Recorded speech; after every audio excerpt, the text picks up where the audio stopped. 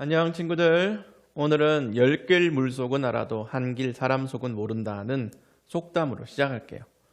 사람의 마음은 제대로 알 수 없다는 뜻이죠. 열 길은 약 30m이고 한 길은 약 3m야. 단위가 비교할 수 없을 정도인데 그럼에도 사람 속을 관찰하는 게 더 어려워요. 여러분도 이걸 잘 알죠? 그런데 마음을 관찰하는 도구가 있어요. 그게 말이랍니다. 말은 내 마음을 드러내는데 그리고 다른 사람의 마음을 건드리는데 가장 확실한 수단이에요. 말을 통해 남이 나의 마음을 관찰할 수 있고 나도 남의 마음을 살펴볼 수 있어요. 지금까지 잠언에서 자주 지적했던 이 내용을 오늘 본문을 통해서 다시 알아봅시다. 기도할게요. 하나님 아버지, 오늘 주시는 말씀을 잘 묵상하고 삶에 적용할 수 있도록 도와주세요. 예수님의 이름으로 기도드립니다. 아멘.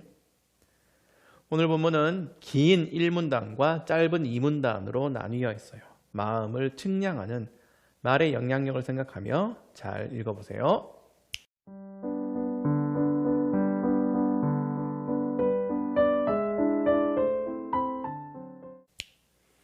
오늘 본문은 온통 말과 마음의 관계를 잘 설명해줘요. 13절, 14절, 19절, 20절에서 말이 마음을 상하게 할 수도 영혼을 만족시킬 수도 있다고 하고 결정적으로 20절은 혀가 살리기도 죽이기도 하는 힘을 가졌다고 하죠. 그래서 20절 후반부는 혀를 놀리기 좋아하는 자는 그 대가를 받을 거라고 경고해요. 어때요? 여러분은 지금까지 살아온 경험상 그리고 오늘 말씀에서 가르치는 내용상 언어 생활이 사람의 마음을 얻고 읽고 하는데 큰 영향을 끼친다는 걸 인정하나요? 오늘 큐티는 무엇보다 나의 언어 생활을 먼저 돌아보게 해요. 15절부터 아주 쿡 찌르잖아. 듣기 전에 대답하는 자는 미련하여 수치를 당한다. 말 끊는 거, 다 듣기도 전에 결론 내리는 버릇, 말로 새치게 하는 예의 없는 행동, 이런 건 1차로 내 마음이 미련하다는 걸 드러내는 증거이고 2차로 다른 사람을 매우 불쾌하게 만드는 행위예요.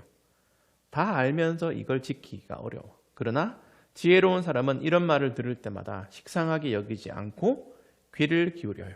그래서 언어 생활이 중요한 건 듣기라고 수많은 책에서 또 너튜브 영상에서 강조하고 또 강조하고 재차 강조하죠. 잘 들은 다음에 잘 말하기, 말 잘하기겠죠?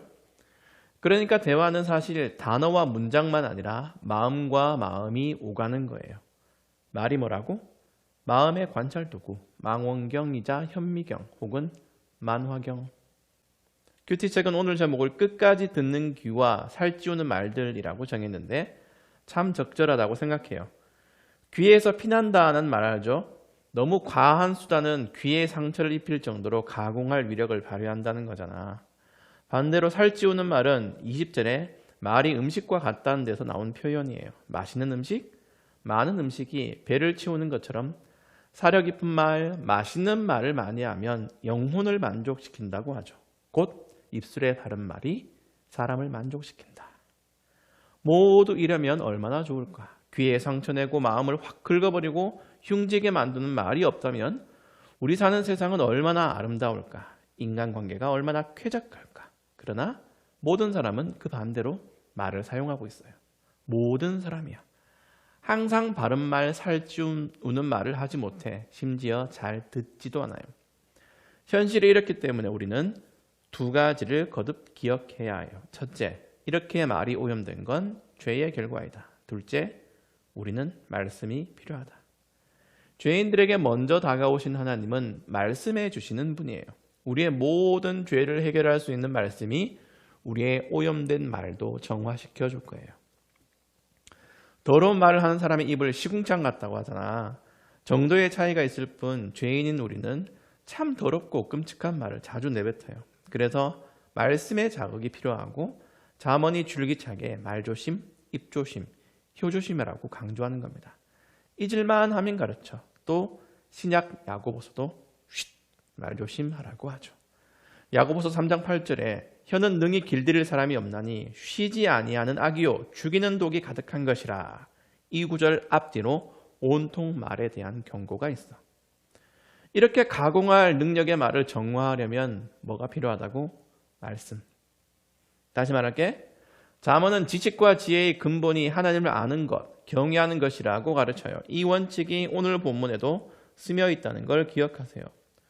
우리는 한낱 인간의 말로 상처 주며 살지 말고 소극적으로 바르고 고운 말만 사용하며 만족하지 말고 적극적으로 생명을 살리는 말, 영혼을 살찌우는 말을 하도록 노력해야 해요. 안 돼. 정말 안 돼. 부정할 수 없어요. 어려워. 하루라도 불평, 짜증, 못된 말, 후벼 파는 말, 인생 부정하는 말, 저주하는 말 중 하나는 꼭 내뱉어. 차라리 밥을 굶는 게 쉬울 것 같아. 하지만 매일 그러면서 리셋될지라도 말씀으로 말을 정화해가는 과정을 포기하면 안 돼요. 그래서 설교가, 큐티가 필요한 겁니다. 우리는 말씀을 잘 들음으로써 내 마음을 가꾸고 그걸 내 말로 남에게 드러내 보여야 해요. 오늘은 내 말이 많았네요. 이제 어떻게 살지 고민합시다. 구체적인 적용점을 찾아보세요.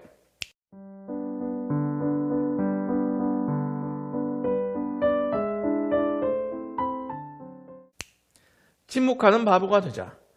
수요일 본문 17장 28절이 생각나네요. 바보라도 침묵하면 지혜로워 보이고 입술을 다물면 지성인으로 여겨진다. 억울하고 화날 때 우리는 특히 오염된 말을 잘 내뱉어요. 무슨 말이라도 해야 분이 풀릴 것 같아. 그럴 때 차라리 말을 아껴보자고. 솔직히 말해봤자 갈등만 증폭되고 오해만 더 깊어질 때가 많잖아요.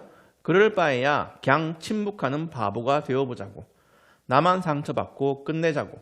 그것도 말을 훈련하는 법 중에 하나니까. 그러면서 그 헤아리기 어렵다는 한길 사람 속도 점점 훈련할 수 있을 거예요. 기도합시다. 하나님 아버지, 나의 말보다 하나님의 말씀을 더 중히 여기는 저희가 되게 해주세요. 예수님의 이름으로 기도드립니다. 아멘.